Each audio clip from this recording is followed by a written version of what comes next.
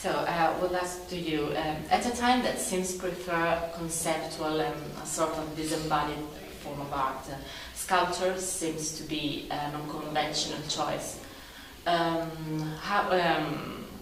Why did you choose these materials, so material form of art? I think in a way for me, actually sculpture is the least abstract form of art, because if you think of music, it exists in time and it disappears afterwards. If you think of painting or photography, in a sense, when you have a frame, it's a space, an imaginary conceptual space, which can be to do with depth or to do with an arrangement within formal limitations. Sculpture exists in the same time and space that we exist.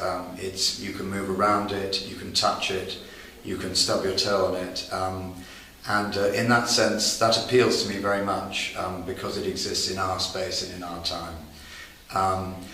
The material I chose for these particular works, the Shapes in the Clouds works, it's a very unusual, very highly figured marble. It has a lot of pattern in the marble, and the reason I chose that is because the forms themselves are highly ordered.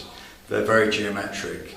They derive from stacking spheres together, what happens when you stack spheres in a systematic way. And of course, that reflects something very fundamental about the way our universe fits together. When you stack spheres systematically, they become like curvaceous versions of the 5 Platonic solids, the 5 regular polyhedra. There are only 5, and actually structures in our universe, from the very small structures, from atoms and molecules, crystals, right up to a sort of galactic scale. This is how our universe fits together. So I wanted to introduce a random element into this very highly ordered structure. So the forms themselves are very ordered, but I like to work in ways which combine an ordering principle with a chaotic or a random principle.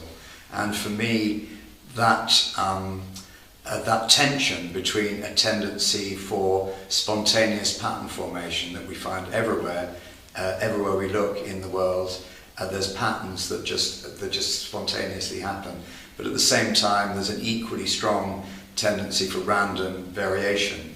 And in fact, that's what kind of drives the evolutionary process, in a sense. If you only had order and no randomness, nothing would change. So for me, it's very important to choose ways of working and materials which combine those two opposing aspects.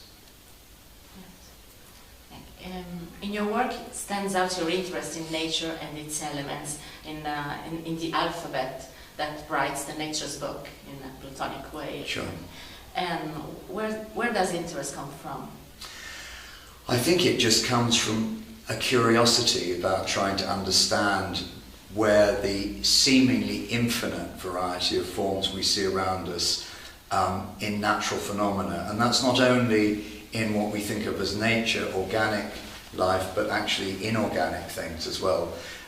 They all share this kind of structuring principle, and from as long as I can remember, I've been interested in trying to understand why on the one hand we see a kind of similarities between things that maybe are not produced by the same processes. For example, you see the branching patterns of a tree, and you see the patterns that are formed by river systems or vascular systems, our blood, the patterns of our blood vessels, or neural systems in our brains. They all have similar patterns, but they're produced by very different processes. And it's almost as if there's a kind of a pattern book of forms, but because there are slightly different pressures at work when these things are produced, no two things are exactly the same. So we recognize leaves from a particular tree as being,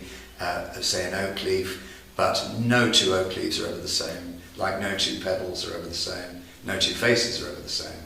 And that tension is what interests me and drives my work. in this technological age that breaks up the relationship between nature and human being, which is the role of the artist today? Do you think art should recreate an original harmony also? I think it's very easy to think that there is nature and then there are man-made things. We are part of nature. Our bodies are as part of nature as a tree or an animal or a rock. And so making this division is completely artificial. And of course, all the things we produce are also part of nature. It's by definition, everything is part of nature. So I don't recognise that division at all. It doesn't, for me, it doesn't exist. And the kind of technologies that we develop, computers, being able to make rockets to go to the moon, this is part of nature too. So for me, there's no division. Okay, thank you. How do you choose your materials? I choose them the appropriate material for a particular idea or way of working. So as I described before, choosing this particular marble, I chose it for a very specific reason, and I wouldn't choose that material for many other things. I think for me, stone is particularly interesting and important because it is what we think of as something very dead. It's dumb matter. It's just stuff. It's what the earth is made of. And for me that's important because I want to try and break down that division between what we think of as being dead, dumb matter and what we think of as being having vitality. And in a sense, vitality and entropy both produce the same patterns, they produce the same forms.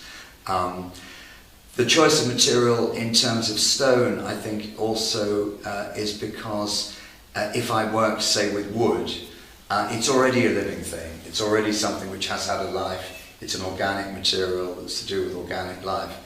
And I'm more interested in breaking down that division between playing with our concept of what we think of as being dead and being alive.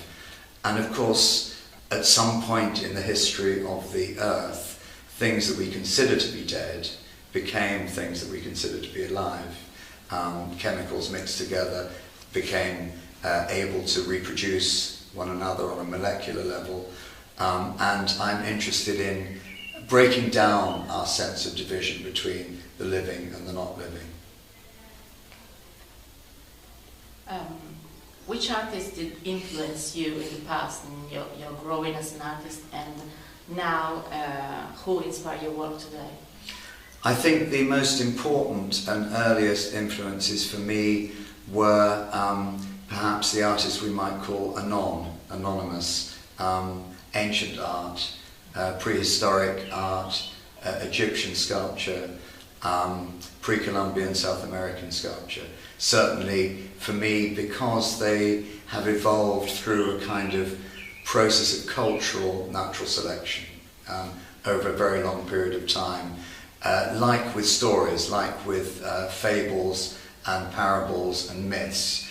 These stories have been distilled over many, many generations to become something very essential about the human condition on quite a subconscious level by the people that told those stories and the people that made those objects.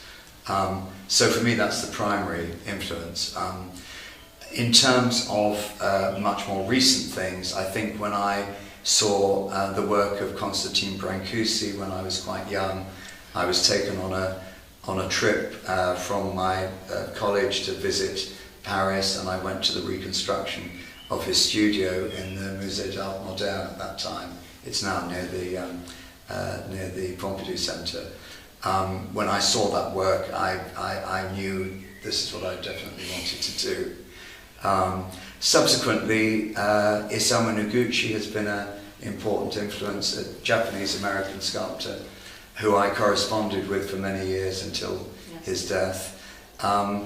And in a completely different way, I think the sculpture of, again, thinking of modernist art, Miro sculpture, I love the playfulness in his work, and I think playfulness is a very important aspect to making art for me, the ability to play. But in order to play, one needs to create a playground, some rules, some structure. Yeah. If you imagine football without a pitch of a given size and without any rules, it wouldn't be interesting. And in order to play and invent, one needs to create constrictions and constraints and structures. Yes, I think those are the main influences for me. Would you describe your art as abstract art? I think I resist those kind of definitions. I mean, it's a bit like saying, is my art conceptual? Of course, all art is conceptual. I mean, you can't make anything without having a concept. Abstract? I don't know. I mean, I don't really understand the difference between abstract and non-abstract. It seems to me a redundant definition. Yeah. How do you feel to exhibit at an important collection like this? I feel very honoured to be invited to exhibit at such an important collection. It's a wonderful, very specific and very a very focused kind of collection. And I think the most interesting collections of art that I've ever seen in the world are collections which have been chosen by an individual with a particular vision.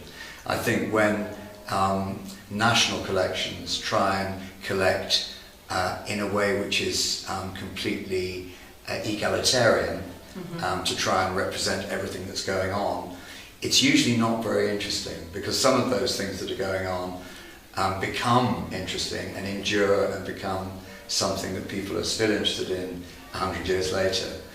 And some don't. Some disappear and they're no longer of interest. And it's very hard to tell at the time for a curator trying to make that kind of collection what is important, what isn't important. It's like a survey of what people happen to be doing. Whereas a collection like this is much more interesting to me because it's one man's vision of what he's interested in. And that makes this a very special collection. It's a great honour to be invited to exhibit in such a place. Thank you very much. Thank you. Okay.